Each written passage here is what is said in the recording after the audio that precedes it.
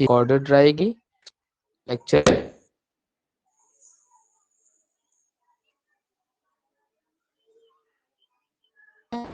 तो यहाँ पर हम बात कर रहे हैं साल्ट्स के। अब पिछले अभी अलग अलग साल्ट पैदा हो रहे हैं, ठीक है। जैसे आपने सोडियम यानी सोडियम क्लोराइड एक साल्ट बना, इसी तरह अब इनके बारे में हम और जानकारी, कुछ और इंफॉर्मेशन देखिए। यहाँ पर क्रियाकलाप दिया है, इनके आपको केमिकल लिखना है, जैसे potassium, sodium sulphate, calcium sulphate, इनके आप फॉर्मूला नोट, ठीक है, कॉपी में।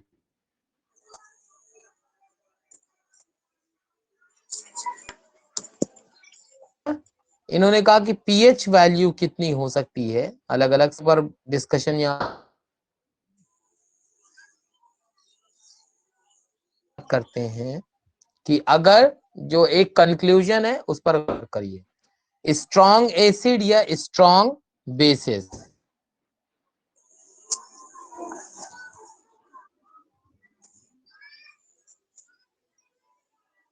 में ये मौजूद,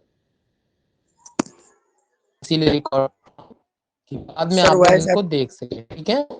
इसलिए पर कोई बात नहीं, कोई बात नहीं, सेशन है, ठीक है, रिकॉर्डिंग में सही है, ठीक है। आपको जो इसे कंक्लूजन लिख लीजिए, है समझ लिया हमने। और कॉन्सेंट्रेटेड बेस यानी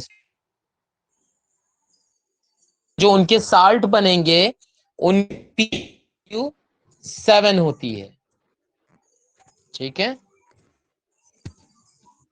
उनकी वैल्यू 7 होती है और ये न्यूट्रल होते हैं। एक बात याद रखिए, पीएच वैल्यू 7 नॉर्मल मामले में माना जाता है, कमजोर एसिड है।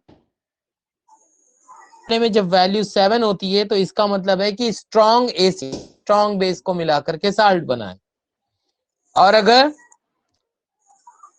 और वीक एल्कलाई या वीक बेस लिया हमने, उसके साल्ट की पीएच वैल्यू 7 से कम होगी। होंगे अगर किसी साल्ट का पीएच वैल्यू है तो उसको हम बोलेंगे, उसको क्या बोलेंगे, एसिडिक सॉल्ट है, ठीक है, एसिडिक सॉल्ट। और अगर पीएच वैल्यू 7 से बेसिक साल्ट है, इसका क्या मतलब है, स्ट्रॉन्ग बेसिक एसिड के मिलने पर यह काम हुआ, ठीक है। अब नॉर्मल जो साल्ट में, उसमें केमिस्ट्री की क्या जगह है ये जरा देखिए। जानना चाहिए कि हाइड्रोक्लोरिक एसिड और सोडियम हाइड्रोक्साइड से करते हैं, उनसे जो मिक्स करते हैं यानी सॉल्यूशन तैयार करते हैं, उसमें आपस में केमिकल रिएक्शन होती है, जो साल्ट पैदा होता है वो सोडियम क्लोराइड कहा जाता है। इस साल्ट को हम अपने खाने में इस्तेमाल करते हैं, ठीक है। अब देखिए, समंदर के पानी में कई तरह के साल्ट में सोडियम क्लोराइड को जो जितने साल्ट,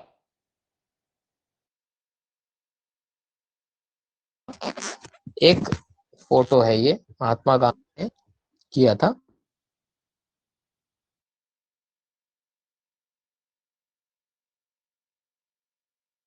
वाटर है, उसके अंदर बहुत सारे साल्ट घुले होते हैं, इनमें से सोडियम क्लोराइड को अलग है ना, के अलग अलग हिस्सों में यानी साल्ट को पानी से अलग करते हैं और ये बड़े बड़े आकार के क्रिस्टल बनते हैं। दूसरी तरह के और भी साल्ट मतलब मिक्स्ड होते हैं, प्योर नहीं होते हैं, ठीक है, इसलिए ये भूल जाते हैं। और इनको क्या कहते हैं, साल्ट, मिनरल या खनिज नमक और मिनरल साल्ट। ये खनिज नमक तब बने जब टाइम के साथ कुछ समुंदर सूखे होंगे, कोई वहां जो बचा रह गया उनसे साल्ट बना। एक इंटरेस्टिंग बात यह है कि जैसा समुद्र के सूखने से जहां पर साल्ट पैदा हुआ बना, समुद्र सूख गया, उसका साल्ट नीचे बैठ क्रिस्टल्स बन गए, उसको भी खोद के मिनरल निकाला जाता है। सर, मिनरल किसे कहते मिनरल का मतलब जो जमीन से खोद के निकाला जाए वो चीजें। अब महात्मा गांधी की हिस्ट्री में पढ़िएगा, आपको अच्छा लगेगा। अब जो नॉर्मल साल्ट है वो रसायनों का रॉ मटेरियल है। जो नमक हमें मिलता खाने में हम इस्तेमाल कर रहे हैं वो नहीं, जो समंदर से मिलता है उस, ठीक है। इसके अंदर से कई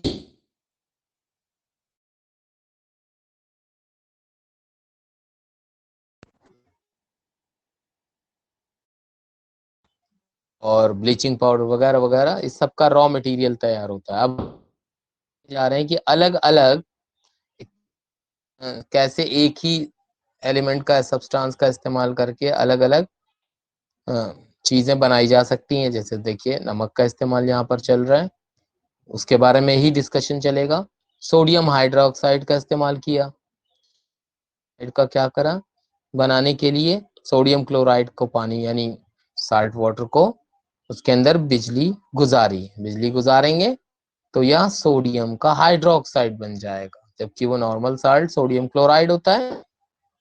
ठीक है, नमक के पानी में बिजली जाएगी तो फिर वो सोडियम हाइड्रोक्साइड पैदा करेगा। इस प्रक्रिया को क्लोर क्षार यानी क्लोर एल्कलाई प्रोसेस भी कहते हैं, क्योंकि इसमें जो पैदा होती है क्लोरीन, उससे क्लोर लिया गया, और सोडियम हाइड्रोक्साइड क्या है, जाहिर सी बात वो सोडियम हाइड्रोक्साइड बेस है, स्ट्रॉन्ग एल्कलाई है। ठीक है, अब यहाँ ये देखिए इसकी आपको बताया भी गया है केमिकल रिएक्शन के जरिए। क्लोरीन गैस एनोड पर मुक्त होगी, ठीक है, और हाइड्रोजन गैस कैथोड पर, दोनों गैसेस निकलेंगी। कैथोड पर सोडियम हाइड्रोक्साइड का विलयन का निर्माण हो जाएगा, और इस प्रक्रिया में उत्पन्न चीजें काम की हैं। ठीक है, अब ये आगे सारा क्या क्या करेंगे जब क्लोरीन जो पानी को साफ करने में, स्विमिंग पूल, पीवीसी में जो इंसेक्टिसाइड यानी रोगाणुनाशक और सीएफसी कीटनाशक वगैरह बनते हैं, और नमक का सोडियम ये एनोड की तरफ,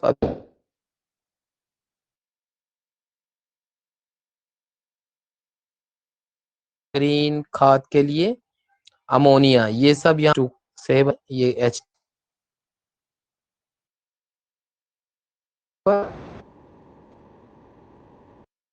के साथ। और सोडियम हाइड्रोक्साइड का क्या काम है, मेटल्स के ऊपर से ग्रीस साबुन बनाने में इस्तेमाल होता है। ठीक है, कागज बनाने के लिए भी होता है, और सिंथेटिक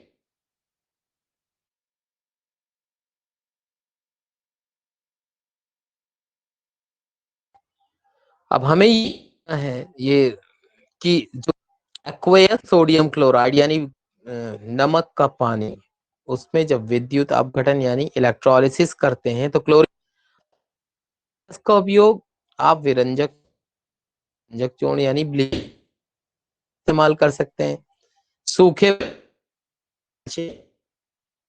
पर क्लोरीन की क्रिया से ब्लीचिंग पाउडर का निर्माण, और इसको CaOCl2 कहा जाता है, रासायनिक सूत्र है।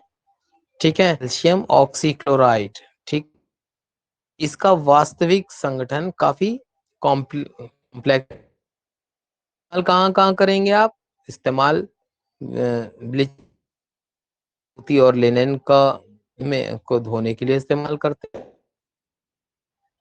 उसमें भी धुलाई के लिए अक्सर यूज होता है, और केमिकल फैक्ट्रीज में इस्तेमाल होता है। और ये क्या उपचायक ऑक्सीडेशन करता है, और रिडक्शन और ऑक्सीडेशन रिएक्शन में इस्तेमाल, चायक की तरह। पीने वाले पानी को करने के लिए इस्तेमाल करते हैं। अब बेकिंग पाउडर, तो बेकिंग सोडा का इस्तेमाल आमतौर पे घर में स्वादिष्ट खस्ता पकाने के लिए इस्तेमाल करते हैं। उपयोग खाने को जल्दी पकाने के लिए भी किया जाता है। का इस कंपाउंड का जो केमिकल नेम है वो सोडियम हाइड्रोजन कार्बोनेट है। इसको बनाने में, या सोडियम बाइकार्बोनेट भी कह सकते हैं, बनाने के लिए सोडियम क्लोराइड का इस्तेमाल करते हैं। और वो मेन रॉ मटेरियल है। सोडियम क्लोराइड में पानी और उसके बाद कार्बन डाइऑक्साइड और साथ में अमोनिया गुजारा जाएगा, तो अमोनिया बनेगा।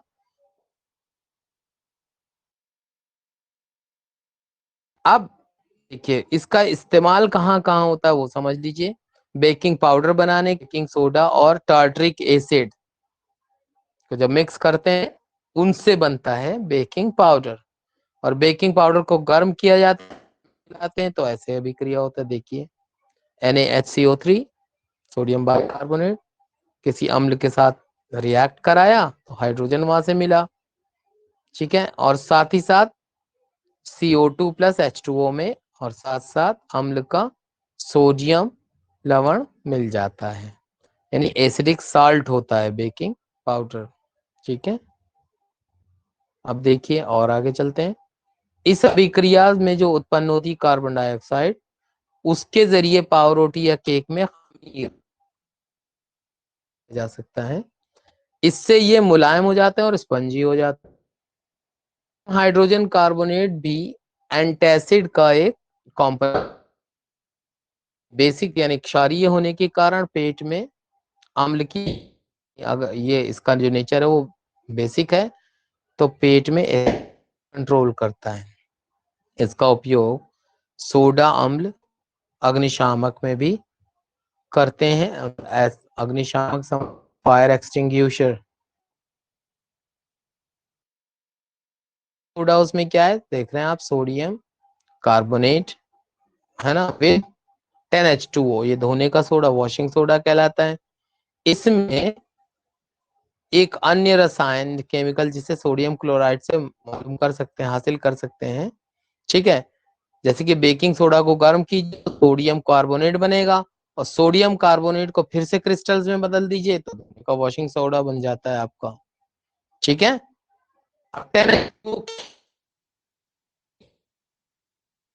ये नमी है इसके अंदर, मतलब थोड़ा सा पानी है, मॉइस्चर।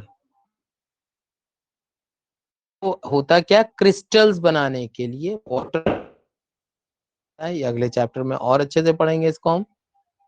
सोडियम कार्बोनेट जो है वो सोडियम हाइड्रोजन कार्बोनेट काफी इंडस्ट्रियल प्रोसेसेस के लिए भी हेल्पफुल है।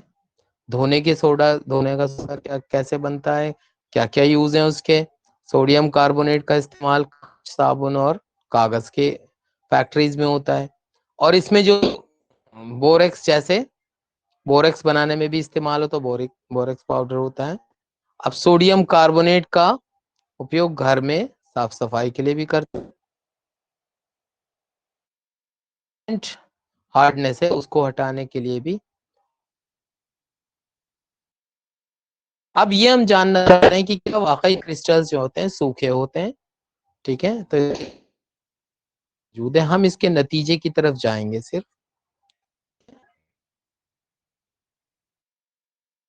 जो है सूखे होते हैं एक्चुअली कॉपर सल्फेट क्रिस्टलों में, जो भी क्रिस्टल्स बन किसी भी मेटल के, किसी भी नॉन मेटल जो क्रिस्टल्स बनते हैं उनमें वाटर ऑफ क्रिस्टलाइजेशन मौजूद होता है, उसको क्रिस्टल जल कहते हैं। अब जब क्रिस्टल को हम गर्म करते हैं तो वो पानी हट जाता है और क्या होता है, उस साल्ट का कलर फिर से सफेद हो जाता है। अब क्रिस्टल को फिर से जल में भिगोएंगे तो क्रिस्टल का नीला रंग, कौन से कॉपर के मामले में नीला कलर होता है। उसको जब आप गर्म करते तो उससे पानी हट जाएगा, तो साल्ट जो बचेगा कॉपर सल्फेट का वो व्हाइट हो जाएगा। अगर फिर से पानी में डालेंगे तो क्रिस्टल फिर से नीले कलर का हो जाएगा। अब जो साल्ट के एक सूत्र इकाई में जल के निश्चित अणुओं की संख्या को, कोई भी साल्ट है उस एक यूनिट में पानी के कितने एटम्स का इस्तेमाल होगा उसको क्रिस्टलन का जल कहते हैं। CuSO4.5H2O, इसका मतलब कि का क्रिस्टल बनाने में 5 अणु हमें जल के चाहिए, ठीक है, तब वो उसका कॉपर सल्फेट का ब्लू कलर का क्रिस्टल बनेगा। अब आप खुद ही बता सकते हैं कि Na2CO3.10H2O के अंदर अणु आर्द्र है या सूखा है कि नहीं है। नहीं, सूखा नहीं है, उसमें पानी यानी मॉइस्चर मौजूद है। अब जिप्सम एक अलग तरह का साल्ट है, जिप्सम भी एक साल्ट है जिसमें क्रिस्टलन का यानी वाटर ऑफ क्रिस्टलाइजेशन मौजूद होता है। इनमें क्रिस्टलन के जल के 2 अणु होते हैं, यानी कैल्शियम सल्फेट के साथ 2 अणु, यानी तो फिर आप कह सकते हैं कि जिप्सम बन गया। डिग्री सेल्सियस या 373 केल्विन, उसके अंदर से जल के अणुओं, है ना, हाफ हाइड्रेट यानी हेमी हाइड्रेट कहते हैं, बना देगा वो, ठीक है। CaSO4H2O, इसे इस टू जगह रखने के लिए, वही मेंटेन रखने के लिए करते हैं, जिसको प्लास्टर ऑफ कहते हैं ना। प्लास्टर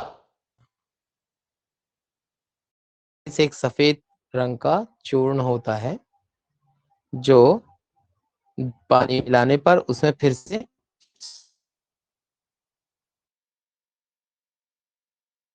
प्लास्टर ऑफ पेरिस का फॉर्मूला ये हाफ,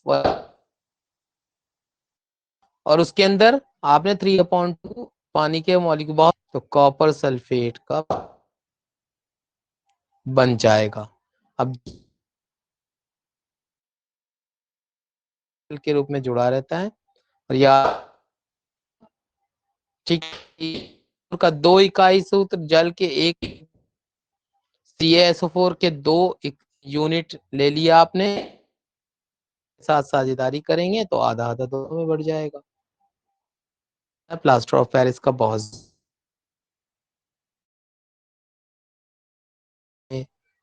कैल्शियम सल्फेट, है ना। पता करें कि कार्बोहाइड्रेट को प्लास्टर ऑफ पेरिस क्यों कहा जाता है, जरा